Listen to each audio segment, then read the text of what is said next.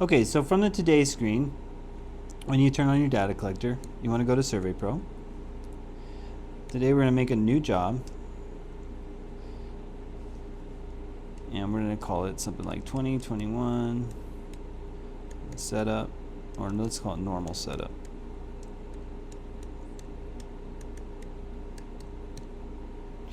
It's going to carry the projection settings over from the last time I set it. So right now it's at a grid scale of 1, no initial point, US survey feet, north and east, north azimuth. This is all normal, what we use on a typical survey where we're not in a grid system. So I go ahead and hit create job now. Now I want to go ahead and start the base. So from the main menu I go into survey, and then I go to start survey, and I'm going to pick the base unit that I want to use. Now because you don't have to start with the base, you can start with a rover. Like if you already have a base broadcasting and sending corrections, this has got all the different receiver profiles shown, both base and rover. But I want to start with a base. So I say HyperPlus base. And you can see the symbols are different over here. It shows my radio settings. That's not really a real query on the radio settings. That was a carryover from the last time it was set, or the last time that was queried. So I'm going to select ground calibration and accept the geoid model that it's using. The geoid 12B is the one we usually use. Hit accept. Now I want to measure the slant height, which is 4.17, and that is correct. That's measured from the slant height mark on the rover. I'm going to set my post-processing recording interval to 5 seconds. That means I'm going to collect a static file, and we do this on every job that we go to at least the first time. We may never use the file, but it's a way to give us something that we can bank on if we do need to pick up NAVD88 elevations, or we need to know where we are in the real world. And these are coordinates that are published by the National Geodetic Society. We use their service. It's called Opus, and we can submit the file that we get off the receiver to them and get a good hard coordinate from where we are within about an inch. Now we hit next. We always start our base stations at 0.50. So it's going to create a new job point in the file at 0.50, and that's where the base is sitting right now.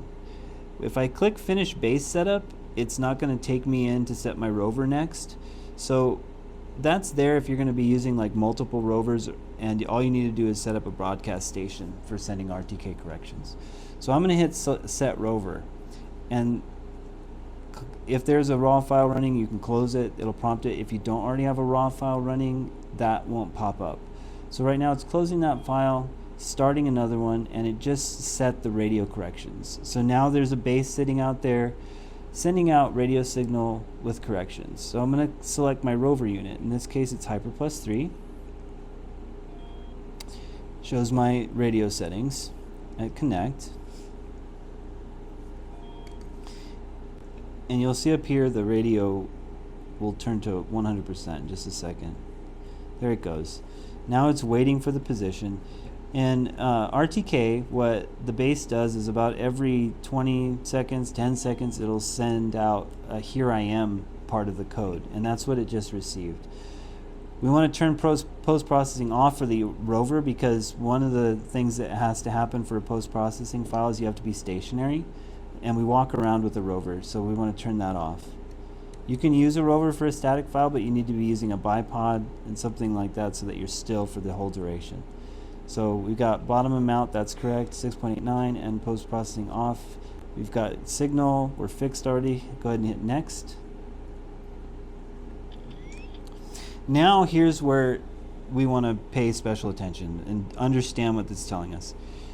If I hit occupy control, what I'm telling the data collector is that I have trustworthy control points that are in a system that I know is good, and I'm going to go and shoot them in and hold their values, and it'll give me a scale factor and a report on the quality of those points. If I hit start now, it's going to calculate a ground scale based off of the ellipsoid height that I'm at right now, and this is what we want to do.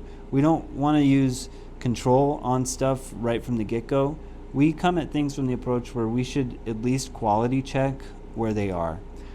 If it's a job that we already have a trust built with, then we can go ahead and do that because we've already done this step. But what we're going to do now is say, okay, I want good ground coordinates in a GNSS North system and with even scaling. And so what it's going to do is called an oblique stereographic projection the moment I hit this. I'm going to say start now.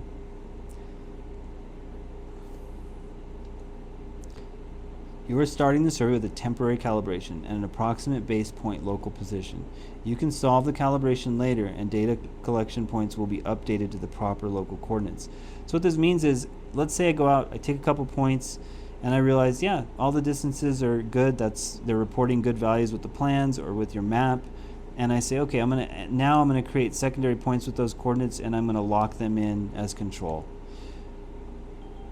But for this exercise, we just want to get up and going and know that we're in ground distances. So now, what we can do is exit out of here. I'm going to go into the survey menu again, go to projection, and I'm going to go to show details and explain this to you a little bit.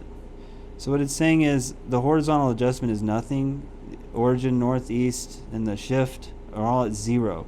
I have a 0 rotation. That's a rotation off of geodetic north or GNSS north, which is set up by whatever you're using, whether it's WGS84 or NAD83, and what they call north in that system. In this case, it's WGS84, so it's geodetic north.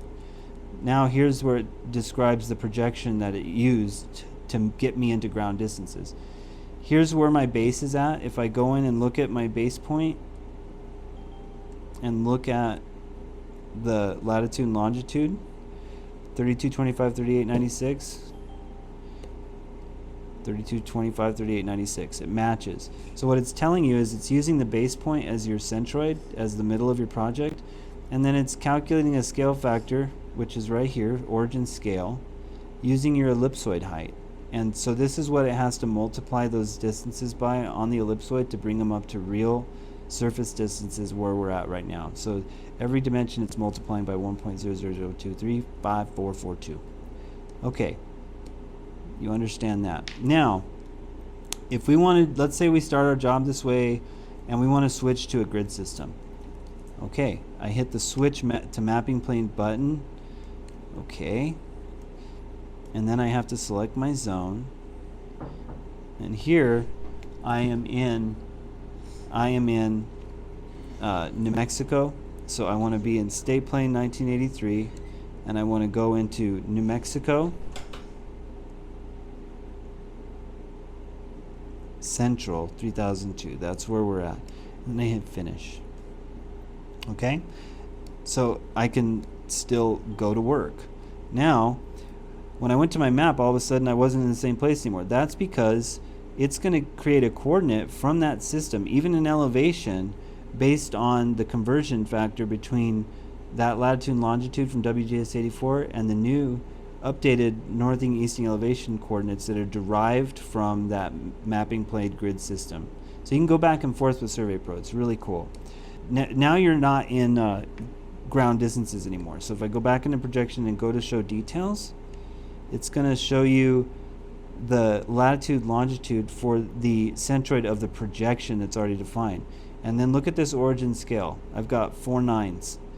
Well, if you multiply 1,000 times 4 9s, you're going to have about a foot left over at the end. So that's not good. It's about a tenth left over at the end. So about for every 1,000 feet, you're going to be losing a tenth of a foot. That's not good. So we want to go ahead and move it into ground. So we hit mapping plane ground, use ground coordinates, pick a point to define the origin. That would be point 50. It's the only point in your file, and it's where your base is. So that's where it's going to scale from. Hit next.